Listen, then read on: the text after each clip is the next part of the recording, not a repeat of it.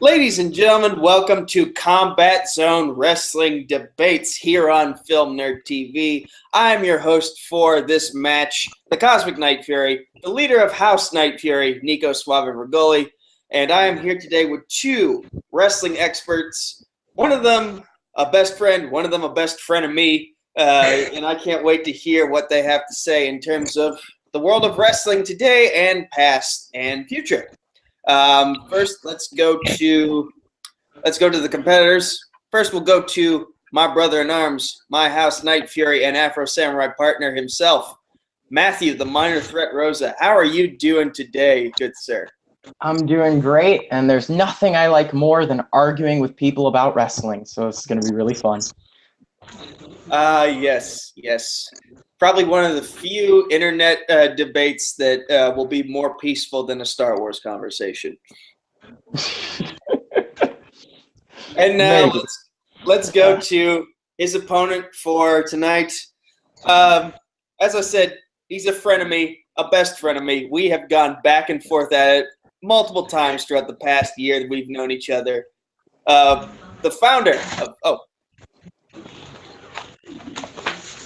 founder of Film Nerd TV and the current Film Nerd TV Wrestling Predictions Champion. I'm getting that belt back this weekend. You better believe it. Hunter, the Hitman Chambless. How are you today, sir, and how are you feeling about this? You are not taking this belt from me, Nico. I am glad to be here. This is my first time competing on the show that I created. I love wrestling. I love debating wrestling. I love talking wrestling. This is my passion, and I'm ready to win. All right. I just realized the camera was probably on me this entire time we've been talking. My bad. The real star. Okay. So, here's how this game is going to work. We have a regular round, and then we have a speed round. The regular round will be 4 questions. Each competitor will get 1-minute openers, then 45-second rebuttals, then 1-minute closers for those 4 regular round questions. Depending on the score, if we do not have a 4-0 lead, we will be going to the speed round, and basically there will be 3 more questions if need be, and each competitor will be given a 45-second opener and a 30-second rebuttal. Whoever gives their answer first to a speed round question will go first, and then the competitor who answers second will follow. I think we're clear on the rules now. So shall we begin, gentlemen? Yep, I'm ready. All right. Let's debate. Your first question in this regular round: best Okada versus Omega match. As we all know, that Dave Meltzer just gave the most recent Kenny Omega versus Kazuchika Okada match 11 million stars, because that seems to be the one feud that can defy all numerical ranking systems. He was like, fuck my system. Yeah, honestly, he's throwing it out for these matches. Oh yeah. So I'm going to get my clock ready, and then well, first you got to ask our what matches we're doing first, right? I know. I'm still figuring out who I want to answer first.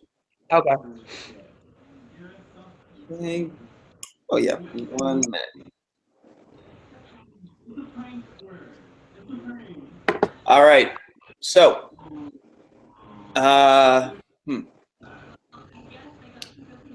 Matthew, since you are the guest, how would you like to go first?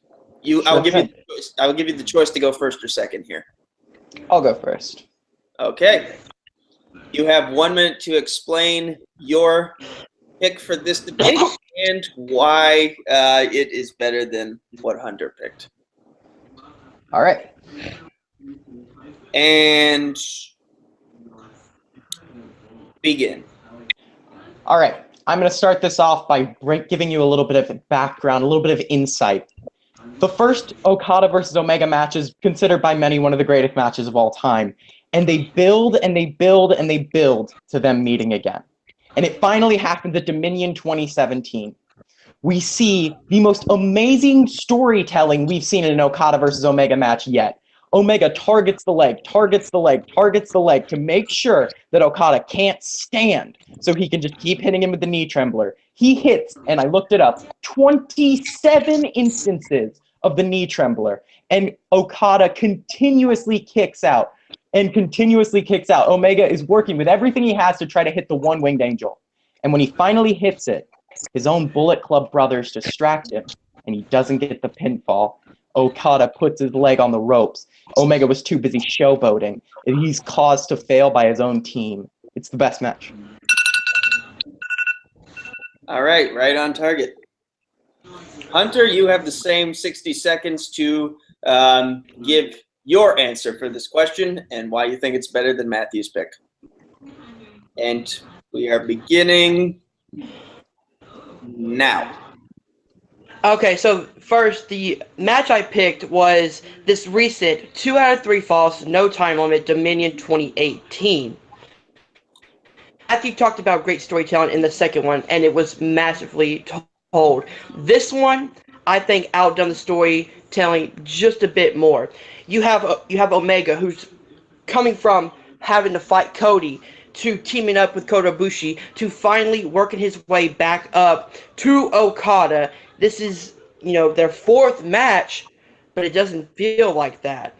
It's best 2 out of 3 falls. So not only does Omega have to beat Okada, which, he's only done once, but he's got to beat him twice. The first fall goes to Okada with a roll-up, kind of, putting that doubt in Omega's mind, and then Omega comes back and wins 2 straight to not only beat Okada, but to beat him twice. All right, good points from both. Now, gentlemen, you have 45 seconds for your rebuttal. Matthew, you will be going first again. And are you ready? Yep. Okay. And start. Okay, so here's the thing. In America, up until Okada versus Omega 2, no one even knew what Dominion was. The only pay-per-view that people in America cared about was Wrestle Kingdom. But after that, Dominion became an important pay-per-view due to the fact that Okada versus Omega 2 was so masterfully told. You have the Bullet Club's interference actually causing Omega the match when all they want to do is help, setting up the Omega versus Cody Civil War. Everything about that match set everything into place and was one of the greatest matches of all time. My personal favorite match I've ever seen. I think it's better told. I think it's better worked. I think the spots were better. The table spot was way better. Everything about that match was better. It just was. There was more to it. Time. All right, Hunter, you have the same 45 seconds for your rebuttal. Are you ready, good sir? Yep. All right. Hitting the start button now. Yes, Okada and Omega 2 at Dominion 2017 was a great match. But Dominion 2018, as you said, people cared about Dominion now. You had more eyes on it, and they delivered exceptionally well. 2 out of 3 falls. Kenny Omega fighting back against the odds, winning 2 up on Okada, who has always had his number, back and forth, so many V-triggers, so, attempting the one-wing angel missing, so many counters to the Rainmaker. People were crying after this match because it was so good. This is a match of Kenny finally reaching the title belt and winning that gold. Okay. All right. Good points again. We now move on to 1-minute closers from each of you. Matthew, are you ready? Yep. Okay. And starting. I think you had an argument until the second that you decided to say that Okada had Omega's number. The most recent Okada versus Omega match is not the first time that Omega has beaten Okada. They wasted that moment. They already gave us that moment. We already got to see him beat him. Whether or not it was for the title, we saw that Kenny Omega was able to pin Kazuchika Okada. He has a victory over Okada already. So the whole emotional aspect of him finally beating Okada was lost on me because I was like, I just saw that 6 months ago. I wasn't as into it as I would have been had they been smart and saved it. With Dominion 2017, that draw had never happened before. It was something that we hadn't seen in years. The most recent one was maybe 2004 with Punk and Samoa Joe. It was a fantastic match, and only those two guys could work to a 60-minute draw and have everyone leave that arena happy. That's why it's the best of the Okada Omega series. Excellent points by Mr. Rosa. Are you ready for your... Good? Yes, I think so. Are you ready for your Yes, close? All right. Hitting... Oop. Okay. Hitting the start button now. Yes, we have seen Omega can overcome Okada once. But again, he beat him 2 times straight in one match. This match went 70 minutes and I was not bored at all. There was no slow moments. The fans were erupting for this match. It was back and forth the entire time. No rest given between the two.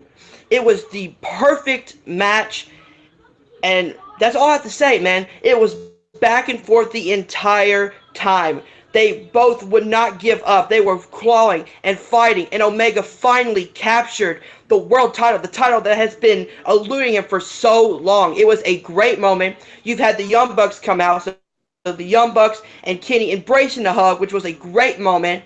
And that's it, man. You had the great moment, and you had the title win of Omega. And time. All right. Whew. Both matches were great, by the way. I love both matches. Yeah, same. Okay. So here's what it comes down to for me. Hunter said something that Matthew rebutted. And that was that Hunter said Okada had so far had Omega's number. And then Hunter brought up the G1 Climax match back when Okada was champion and Omega was U.S. champion. And Omega finally got that win over him, which hadn't happened before. He also Matthew also mentioned a lot of these storylines that were set up from that 60-minute draw, such as Cody interfering, and then all of a sudden, and then that sets up the rivalry between Omega and Cody. I heard a lot of repetition from Hunter, and that was that it was the perfect match. So many so many knees, rainmakers, and yeah, I just feel like more points were made for Matthew than there were for Hunter. And so I'm going to give this first point to Matthew, although I will say both of these matches are fantastic. Okay, so Matthew is up by 1 point so far. That was a heck of a debate. Oh my God, that was. Oh yeah. Hunter, I'm going to let you start for this next question. All right. And the next question is, so Money in the Bank is coming up, and there have been a lot of cash-ins. Oh, he's joined us now. He will be helping me as a guest judge. So say hello, JTH. Hi. All right. So, gentlemen, your next question. Hunter, you'll be starting us off. Money in the Bank is coming up. There have been a lot of cash-ins that have led to some great stars and some not so great stars, some great cash-ins and some not so great cash-ins. But this question is about what is the best Money in the Bank cash-in? And Hunter, we're going to start with you. Your 1 minute starts now. Okay, so there was a lot of great cash-ins to choose from, but I'm going with the one that made history. Seth Rollins, WrestleMania 31 versus Brock Lesnar and Roman Reigns. All right, so we're in the main event. Everyone is expecting Reigns to walk out because he's Vince's golden boy. Then all of a sudden, you hear Rollins' music. He rushes down, you know, into the ring, cashes in the Money in the Bank, and pins Roman Reigns to walk out WWE Champion. One that has never been done, someone cashing in on the night of Mania. So it's historic there. And second, it's so good because it was a great swerve, Vince Russo there. It was a great swerve because everybody expected Reigns to come out and win. But no, they gave us a great surprise at the end of, no, here is the Money in the Bank winner. And he's champion. All right. Excellent. Great arguments from Hunter. Matthew, are you ready for your answer? All right. Starting now. See, I love that you played right into my hand again. I can make a very similar argument as I did with the last one. That Money in the Bank cash-in would not have mattered, would not have been a thing, because the Money in the Bank match was supposed to be a one-off match. It was originally planned to be done once, then never again. Many people inside WWE have said so. But because of the fact that Edge cashed in on John Cena so effectively at New Year's Revolution, the Money in the Bank match was there to stay. Edge's most famous nickname other than the Rated R Superstar is the Ultimate Opportunist. He gained that because of that night where John Cena had wrestled that grueling match on a terrible pay-per-view. But then Edge comes running out, hits the spear, pins him, 1, 2, 3, WWE Champion is now Edge. Edge wasn't even considered WWE Championship caliber by most people at that point. But next thing you know, he is the biggest heel in wrestling for years to come. He was massive. Time.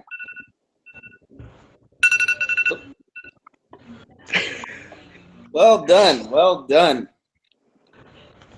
Beautiful points by both men. All right. Now we get into your rebuttals. Hunter, you're going first. Here we go. Are you ready, by the way? Yep, I'm ready. Okay. Hitting start now. Yes, that was historic because Edge was the first one to do it. But being first is not always the best. This was the best because, one, no one saw it coming. Same with Edge. But two, it made a terrible main event into something memorable, something that everyone is going to remember in the highlight reels, with Rollins, with the fans erupting behind him, holding the belt for the first time on top of the stage with the fireworks. That is iconic.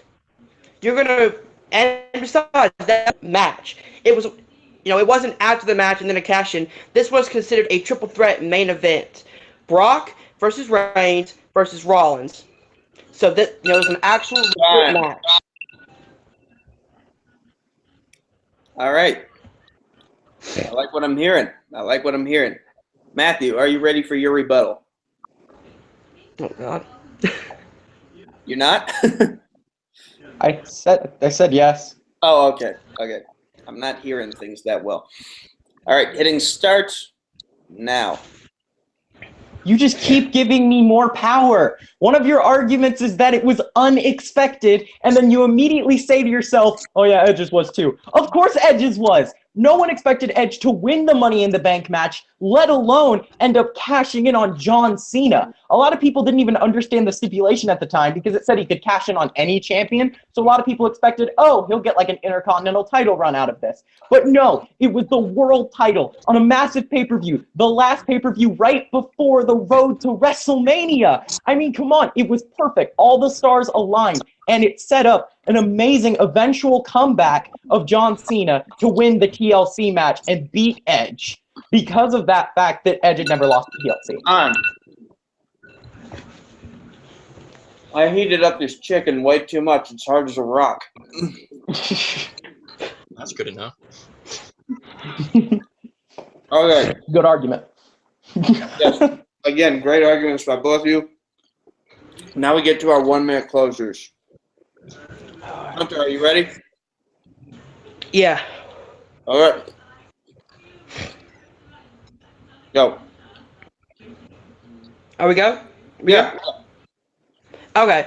Like you said, New Year's Revolution, it wasn't a big pay-per-view. It was a B- at most pay-per-view with a underdeveloped card. This was WrestleMania. This was a WrestleMania moment. On the grandest stage, Seth Rollins cashes it in, beats up Roman Reigns, and that sets up the Rollins-Reigns feud, which was so good that year. Rollins was a great heel champion, and it all started here at WrestleMania, the grandest stage of them all. Are you yielding the rest of your time? I'm done. Okay. All right. Matthew, your rebuttal. Are you ready? Excuse me. Okay. Hitting start now.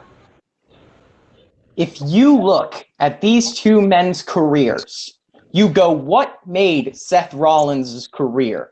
And you go, oh, there's always a plan B. That's what made Seth Rollins' career. Turning on the Shield. What made Edge's career? Cashing in at New Year's Revolution on John Cena. Edge went from a mid-carder to a main eventer just like that. Seth Rollins was already in the main event picture, so I don't care that it was on WrestleMania. This set up a WrestleMania match. It was more important because we were able to develop that feud, develop that storyline further. It's been said by many WWE insiders that Seth Rollins cashing in was a last-minute decision to save a terrible match, and I think that's true. I think there was no plans of that going into the night. I think they wanted to save their garbage main event. And with this, it was a planned cash-in that worked perfectly and jump-started the career of the Rated R superstar Edge. Time. I wish I could have more time to put a lot of that. Okay, so the way I sit there, and I'll get JTH's opinion in a moment, but I just want to say that there are two ways to look at this. You can look at a Money in the Bank cash-in as a singular moment that made you go, holy shit, or you can look at it as a moment that made someone's career later on down the line. And I feel like I've gotten one from one person and one from the other person. JTH, how are you viewing this?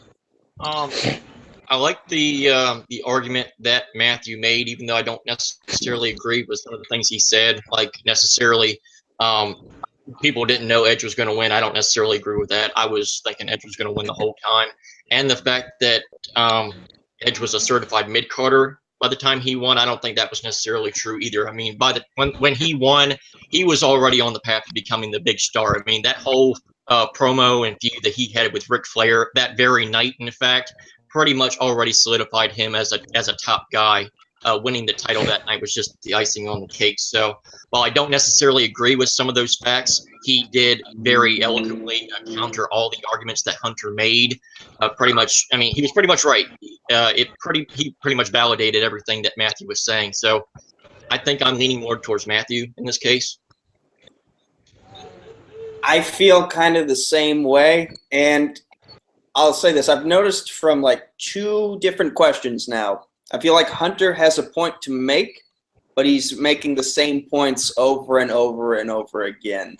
Whereas Matthew, every single, from the opener to the rebuttal to the closer, he's bringing up something different, and it's also an effective counter against what Hunter is bringing to the table. So while Seth Rollins' cash-in was a great moment, Matthew rebutted all of those claims and gave reasons as to how Edge's cash-in validated him as the star that he is known as now and was back then. So that's 2 points on the board now for Matthew. But don't worry, there are still 2 questions left in this regular round, so Hunter, you can catch up. You can still catch up. And Matthew, you're going to be answering the next question first. And that next question is, so we just had the greatest Royal Rumble event in Saudi Arabia. Was it though? No, it was not. Titus O'Neil sliding under the ring and hearing Corey Graves laugh to the point that I almost died laughing as hard as he did. No, it was Michael Cole. Michael Cole was the one who laughed super hard. No, Corey Graves, he was laughing way harder. You think? I thought it was funny that Michael Cole kept bringing it up. He was like, he fell under the ring! No, he kept bringing it up, and then Corey Graves kept breaking the more it was brought up. Yeah. But anyway, so this question got us thinking, what's the worst Royal Rumble match? And we're going to start with Matthew. Matthew, you have 1 minute to give for your opener. What is your worst Royal Rumble match? Begin.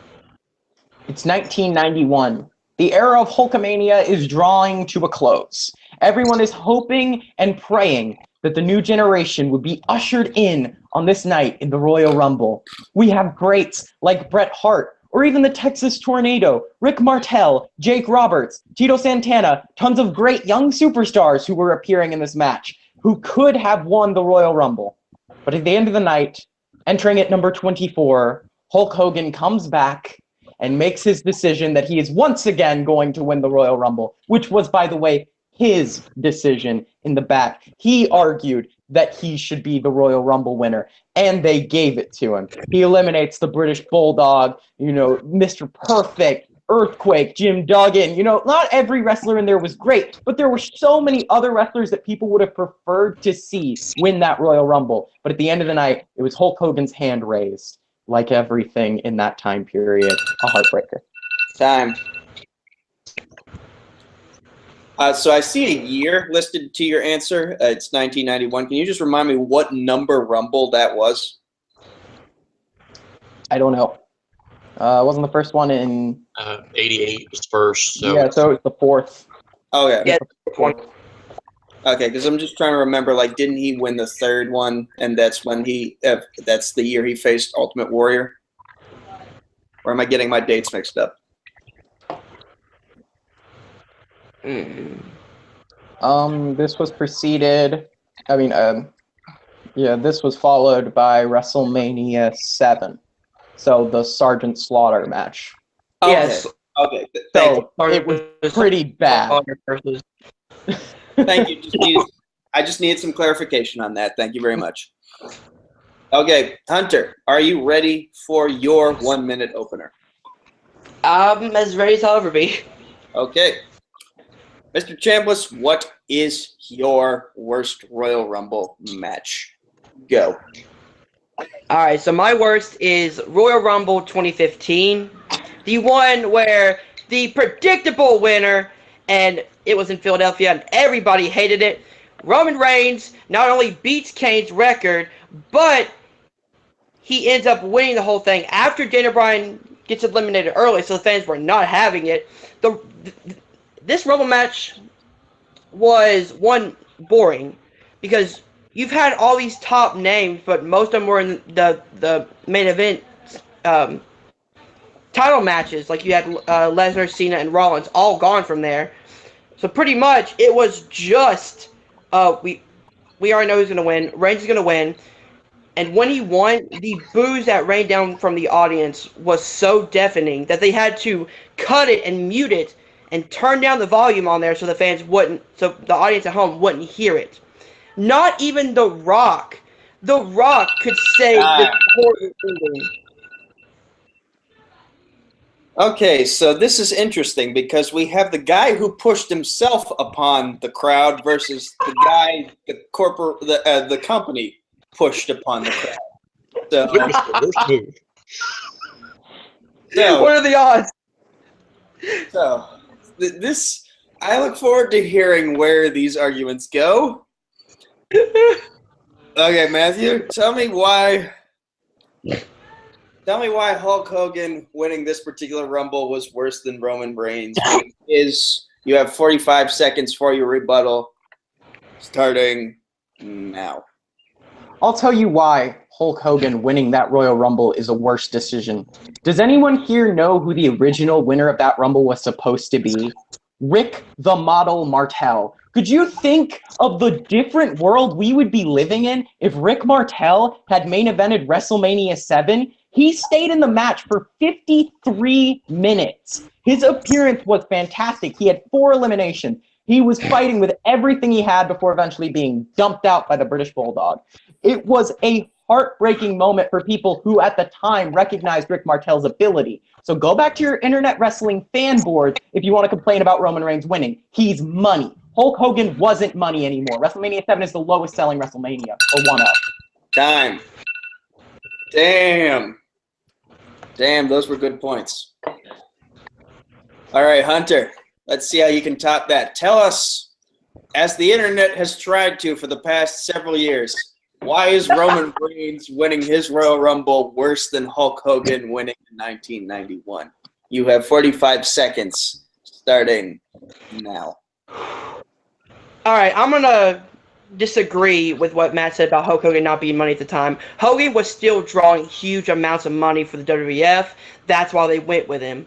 But this was when Reigns wasn't the top seller, wasn't the big dog. He was just, and he knew this outcome. Nobody knew the outcome of the 91 Royal Rumble. It made it unpredictable. This one, when you saw Reigns come in, you know, oh, this guy's going to win. And the fans turned on him immediately afterwards. It was, you know, I'm going back to this again, but no one saw the Hulk Hogan one. Everybody knew when Reigns came in that Reigns was going to win. Okay, and you can edit this part out, but JTH, did Hunter cut out in the middle of his argument for you? He did glitch out on me a little bit. Yeah. Oh, did I? Get most of it done? For the most of it. There was just like this 3-second blurb where we couldn't understand what you were saying. Oh, okay, sorry. It's cool. Shit happens. Yeah. Technical issues. I just want to make sure you're getting your fair argument in. Yeah. Okay. So, Hunter brought up some good points here about Hulk Hogan and his drawing and staying power at the time. So, Matthew, you have 1 more minute left for your closer. Take it home. Tell us why the Royal Rumble of 1991 is worse. Begin. I think it's funny that you think that Hulk Hogan was still drawing at that point. Do you understand that at WrestleMania 7, they had to change venues 2 weeks before the show because they knew they weren't going to draw enough numbers for the venue they had originally booked? That wasn't on Hogan. That was on the matchup itself. But no one bought Sergeant Slaughter as a Hey, it's his time. I want to reset timer. You will get your rebuttal. Okay.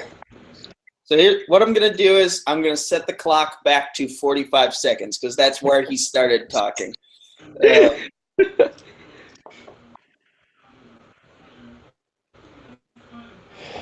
Okay. All right. Your time continues now. Well, now, Hunter, you just gave me a little bit more ammunition. If you're going to argue that Sergeant Slaughter is the only reason that that pay-per-view wasn't selling well, it takes 2 to tango. People were willing to watch Hulk Hogan beat anybody back in the day. They didn't care how bad they were. When he beat the Iron Sheik for the WWF title, the Iron Sheik was just as unconvincing of a WWE champion as Sergeant Slaughter, in my own personal opinion. He was a bad foreigner gimmick who was not great in the ring and dropped the title to Hulk Hogan. It's the same scenario, but that sold out the Garden. It is a completely similar situation, but no one cared about Hogan anymore. Hogan didn't have it. At this point, it was over. It was time to pass it to Bret Hart or Rick Martel or the British Bulldog, but Hogan wasn't willing to let go. All right. Good points. Good points. Hunter, are you ready for your 1 minute closer? Yep. Okay. You have 1 minute to tell us why the 2015 Royal Rumble is the worst Royal Rumble match. Begin. Okay, back to the point I was making. No one bought Sergeant Slaughter as this terrorist character because he was the representation of America. So that match didn't work by itself. Okay, the 2015 Royal Rumble match, not only was it boring, not only was it not exciting, but again, it had a predictable winner, and that winner went on to be shoved down our throats so much that nothing can save his freaking career anymore. The whole card of the Rumble was terrible, except for one match, and this ending to the Royal Rumble just soured everybody on it.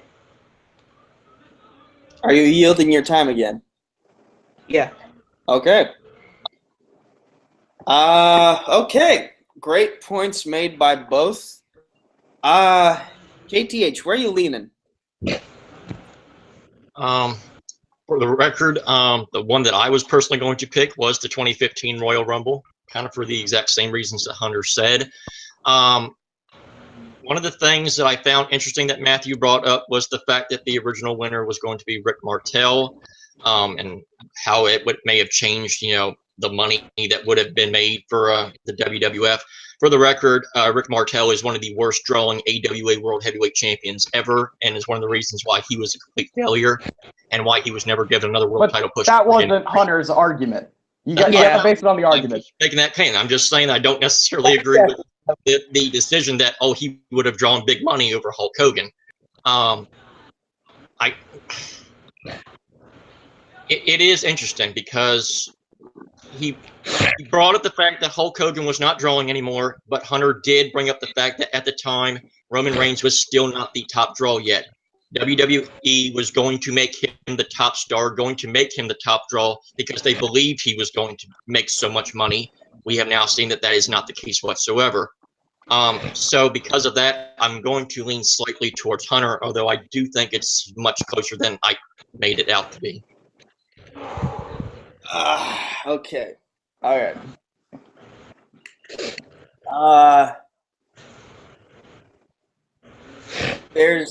So one of the points that was mentioned was about Sergeant Slaughter, Hulk Hogan's eventual opponent at that year's WrestleMania after the Rumble of mention. I feel like Hunter did a reasonable job shutting down the "it takes two to tango" argument because of Sergeant Slaughter already not being believable as an Iraqi terrorist sympathizer. And also there's a point that Matthew did not make that I feel would have swung it for him, and that's that you could have mentioned that Hunter's Rumble gave us the cash-in from the second question that we asked earlier that saved the entire WrestleMania card, and therefore making the Rumble match better by proxy. So the fact that you didn't, so I feel like this round goes to Hunter. Oh my God! Damn, I thought I had it. Damn. Oh my God! Thank you. I will agree in a way with what Matthew did say about the fact that Hogan wasn't drawing as much anymore. But at the time, Hogan was still the biggest draw that they had, and kind of what Hunter did bring up.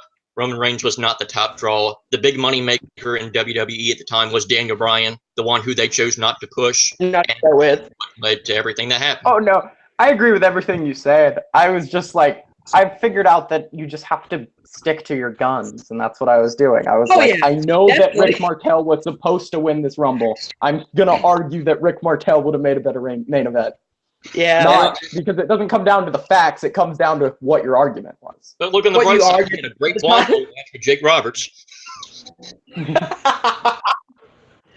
All right. Hunter, for this last question in the regular round, you are going to go first. And for the record, we are going to the speed round at some point in this match because you are no longer in danger of being knocked out. Yeah. So,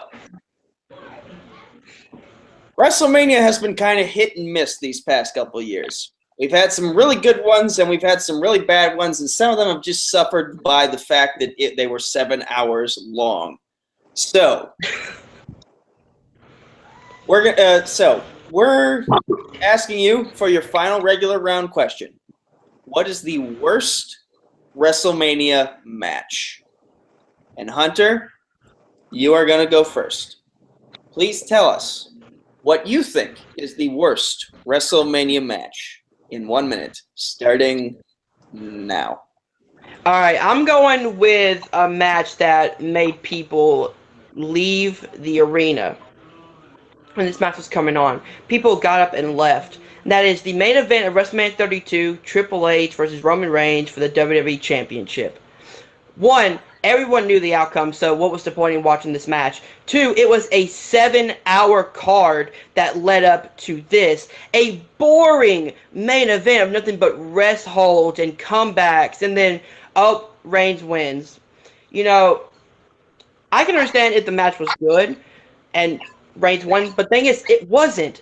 Triple H, while he is in great shape, is not as good as he was in his prime. He is slowed down.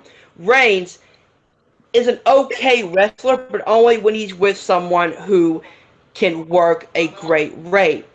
AJ Styles is an example. AJ Styles and Roman Reigns had a great match. This one was a boring rest hold match. All right, excellent points brought up by Hunter for his opener. Matthew, you now have the same 1 minute period. Tell us what you think is the worst WrestleMania match, starting now. I'm going to give you a few names to start with. Beth Phoenix, Gail Kim, Katie Lee Burchill, Layla L., Maria Kanellis, Melina Perez, Michelle McCool, Mickie James, Molly Holly, Natalia. Who did they lose to crown Miss WrestleMania other than Santino Marella in drag? Now, I'm not going to say that there's anything wrong with dressing in drag, but there is something wrong with beating a lot of the greatest WWE divas of all time. Gail Kim, just one of the best women's wrestlers of all time, all over the world in different companies doing different great things, and giving it to Santino Marella. And another one that really stings, Sunny. Sunny came out of retirement to wrestle in this match, only to lose to Santina Marella. I think it's ridiculous that this match ever happened, and Santina never should have been in it. Time. For the record, I am really screwing up on the camera work. I think it's recording on my end, and I've had the thing clicked on Hunter's box for like the past 10 minutes. Oh, well. So it's going to be a lot of Hunter's face for. You can look at Hunter's like eyes drain every time I make an argument. I've been watching that. It's pretty funny. All right, come on. Where's JTH going? JTH, can you still hear us? Go ahead. Okay. All right. Brilliant points made by both gentlemen in their openers. Now we move on to their rebuttals. Hunter, you will be going first. You have 45 seconds. And, excuse me, those 45 seconds are starting now. Okay, thing is, that Miss WrestleMania pageant was, at the time, it was supposed to be a joke. They did not care about the Divas division. It was floundering. It didn't matter. It's not like it happened today with all the great wrestlers that you have today who are actually putting on matches. This match, my match, was the main event of a 6.5-hour show. And people were so drained and tired and didn't want to see this match. And not only that, but it went 30 fucking minutes, making the card a full 7 hours. And this match was the worst of WrestleMania 32. Time. Damn. Good points. Good points. Matthew, you have 45 seconds to rebut. Are you ready, sir? Okay. Starting now. I think on paper, that match was good. It was a good match. You can go back and watch it again. No problem. The problem was the fans were whiny. They were the internet wrestling community, and they wanted someone else to win the belt. The match at its heart is a perfectly worked match. It's fine. It's a fine WrestleMania main event to put over who they wanted to be the top dog. Beth Phoenix, Melina Perez, Mickie James, and Michelle McCool all being eliminated by Santina Marella in the final 6 is not an okay match. You can't go back and watch that and find any lick of enjoyment out of watching that match. Isolate Roman Reigns and Triple H from that card, it's still a good match. Isolate this Battle Royal, it's not. And it never will be. Time. Oh boy. This is getting real good. Okay. Gentlemen, time for your 1-minute closers. Hunter, are you ready? Seal the deal on why Triple H versus Roman Reigns at Mania 32 is the worst WrestleMania match. Starting now. I found it funny that you said you could go back and watch Triple H versus Roman Reigns. I went back and tried to watch that match singly, and I got so bored like 10 minutes into the match, I turned it off and never went back to it. The match was a slow grind, and it felt like an eternity. The match was 30 minutes. It seemed like 2 fucking hours. The match was worked so at a slow snail's pace that it didn't get the crowd back into it. Your match was, at the time, wasn't meant to be taken seriously. It was a Miss WrestleMania pageant at WrestleMania. It was before a freaking Kid Rock concert. No one cared about it. So, of course, I hate that Santina won, but at least it gave me some enjoyment and some comedy aspect of it. Okay, he's yielding the rest of his time. Damn, good points. Real good points. Matthew, you have 1 minute to say your piece as to why the Miss WrestleMania Battle Royal is the worst match in WrestleMania history. Starting now.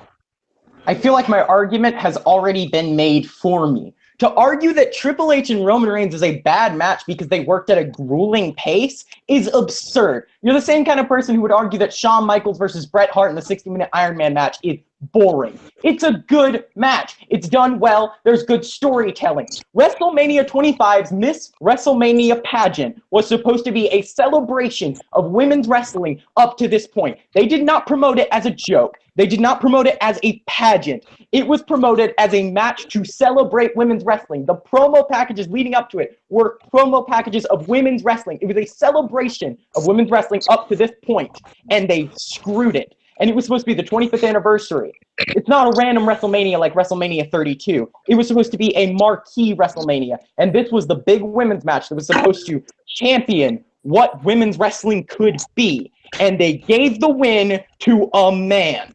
That's disgraceful. Time. Okay, first off, quick little thing that What Culture pointed out to me a year ago. It's WrestleMania 25.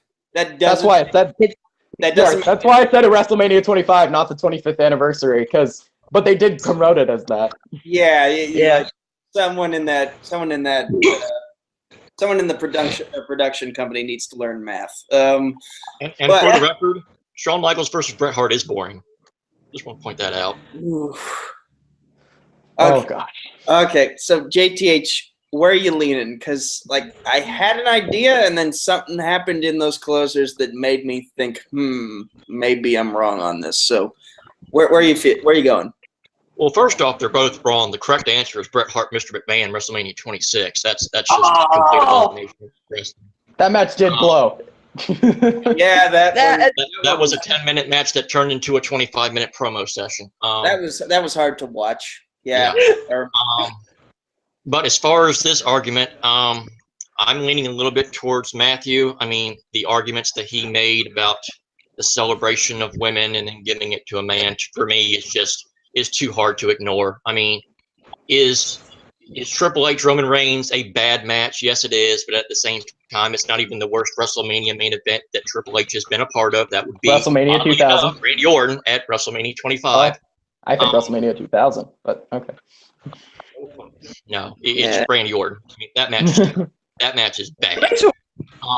But at least I think Matthew had the better arguments. I think he countered what Hunter was bringing up very elegantly. I'm going to go with Matthew on this. Okay, so I was kind of leaning towards Hunter for a lot of the match simply because of the arguments he made about this was about how we have the main event of a 7-hour pay-per-view, which means that you have to make sure your main event is good. It's going to make the crowd leave the arena happy. And then he brought up that this was during a time in which WWE did not take women's wrestling seriously. But then Matthew brought up the promotion for his particular match, in which he said that this was supposed to be a celebration of women's wrestling from the past and now the present and possibly the future. He didn't exactly say those words, but that's kind of what he was going at, was this is a celebration of women's wrestling, and they gave the win to a man in drag. And yeah. See,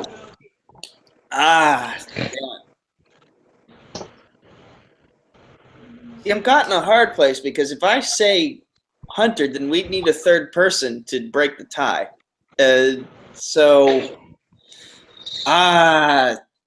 God.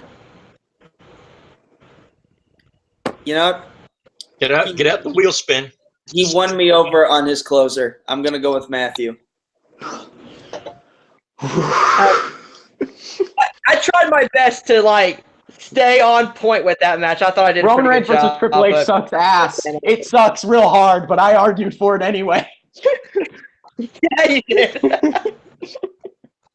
God damn it! That closer. And you see why I was so strained, because I watched Triple H versus Roman Reigns live. I was feeling everything you were arguing, but again, the way you promote a match makes a lot of difference. And Mae Young was the freaking announcer. To give you a clue of how much it was supposed to be like. Again, that was a good point, but goddamn that closer. All right, gentlemen. So Matthew is currently up 3 points to Hunter's 1 point. So all he has to do is get one speed round question correct, and it's a win for Matthew. But this can also be where Hunter makes his big comeback. We will see. So as we move into the speed round, let me remind you, gentlemen, of the rules once again for it. You'll be given a question with options. First person to select one of those options will argue for that option and then go first. And the second competitor will get whatever's left over. The person who answered first will start with the 45-second opener, and then the second person will go for 45 seconds, and then each competitor will get 30-second rebuttals. And TH and I will make our decision from there. So, your first question. Who is the better ECW champion? Taz or Raven? Taz. I heard Matthew say Taz first. Okay. JTH, am I right on that? He said, okay, yes. Yep, you're correct. Okay. All right, so Matthew will argue for Taz, and he will go first. Then Hunter will argue for Raven. So, Matthew, your 45 seconds starts when you are ready to begin speaking.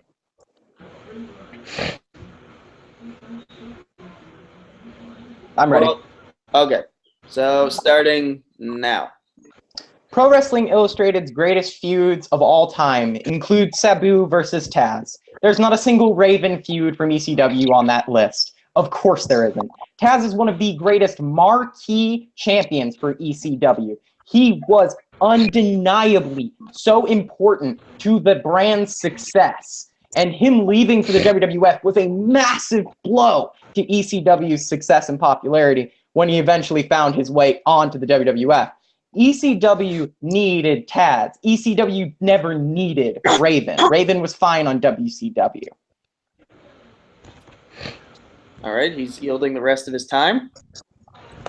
Hunter, why is Raven the better ECW champion? You have 45 seconds. Are you ready? Hunter, are you ready? Yeah, right. Okay. Starting now. Raven was not only a great champion, he was a great character. You believed in what promo skills were top-notch in ECW, and he had great feuds with guys like Taz, and especially Tommy Dreamer. That long feud that they had, Raven and Tommy Dreamer had, was one of the best that ECW had at the time. You believed in everything that Raven was saying, and he could back it up in the ring. The dude was a badass, the dude was a great character, and the dude was a great champion. All right. Yielding his time. Okay. Brilliant arguments, gentlemen. Brilliant arguments. Now for your 30-second rebuttals. Matthew, are you ready? Yep. Okay. We are starting now. Raven's promo during the very first barely legal pay-per-view that ECW ever put on is by far one of the worst promos I've ever heard. And you're going to champion him as a great character when Taz, the following year, gives one of the greatest promos I've ever heard at the exact same pay-per-view. Taz's character was just a straightforward, no-nonsense, badass from Brooklyn. He had no shame, and he was just a submission machine, a suplex machine. He was a machine. Okay. Hunter, you have 30 seconds for your rebuttal. Give me your best shot here. Ready? Yo. Anyone can have a bad day, but time in and time out, you followed Raven. You wanted to fall into his voice. You wanted to hear what he has to say.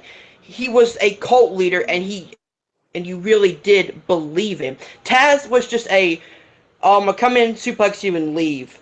Raven could actually wrestle matches, could tell stories inside the ring, and that's what makes him a better champion than Taz. Time.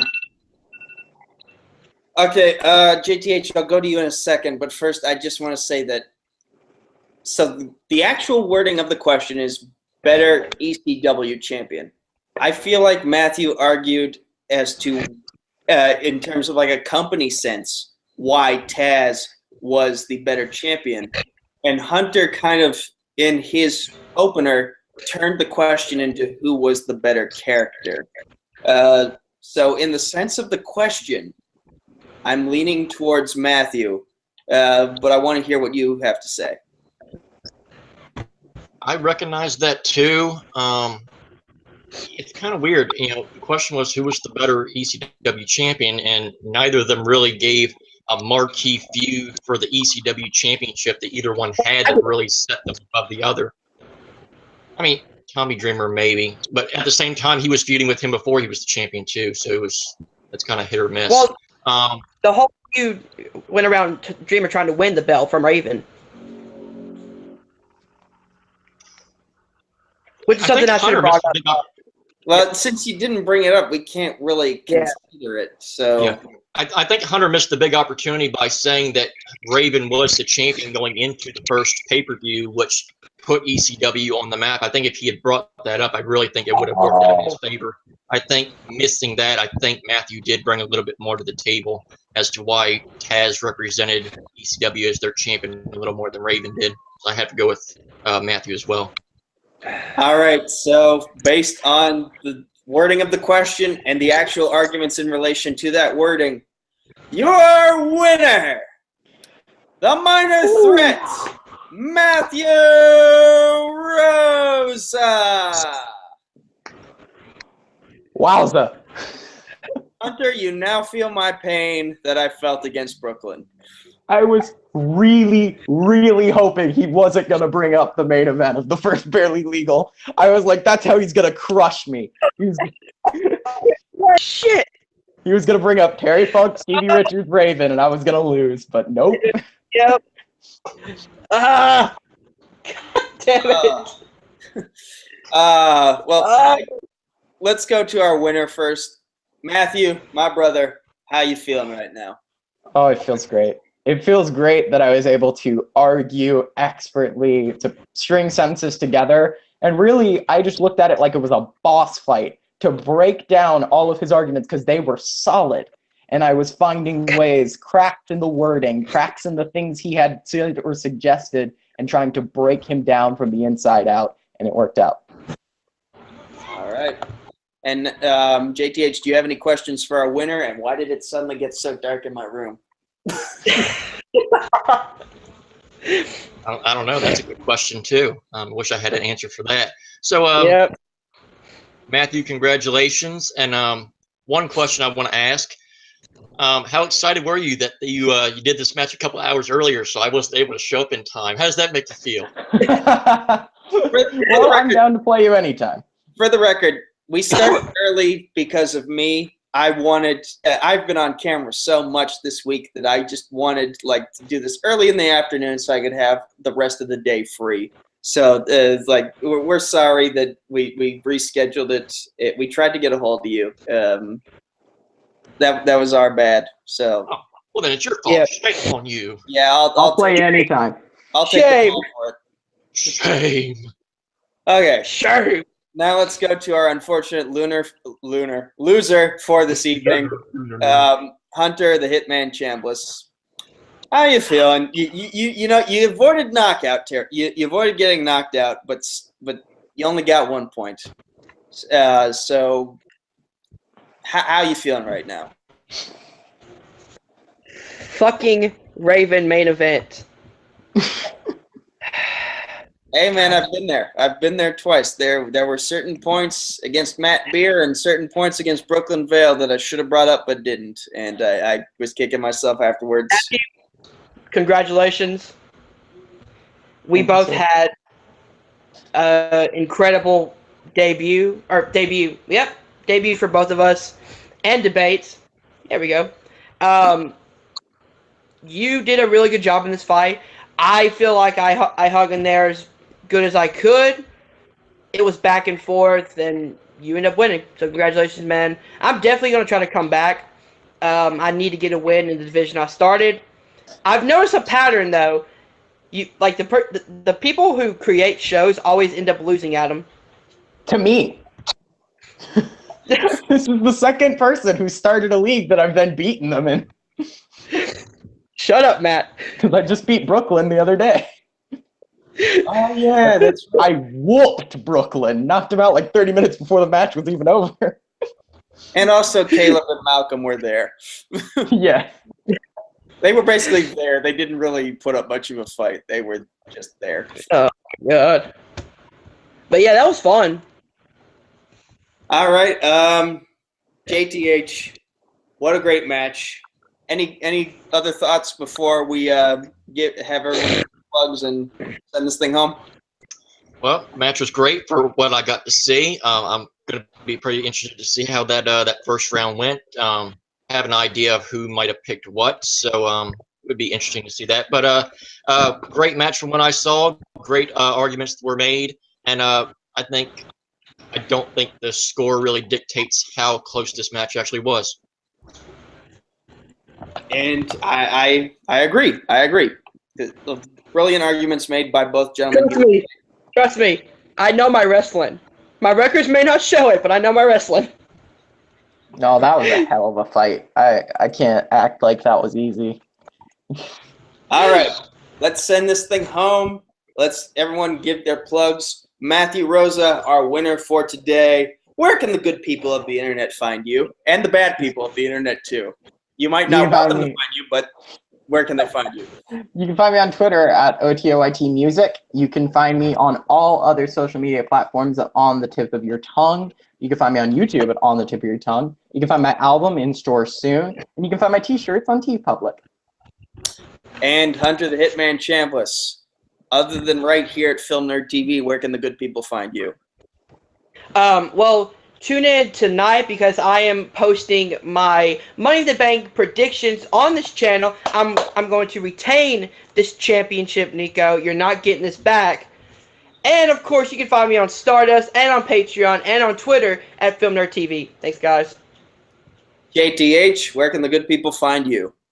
You can find me on Twitter at WWEJTH1 and my personal YouTube channel at JTH And you can find me at Facebook, Twitter, YouTube at Nico Suave Regoli, Facebook and YouTube Multiplex Entertainment, Twitter at MultiplexYT, and Instagram at Multiplex Entertainment Network. Like And TV, by the way. what's that?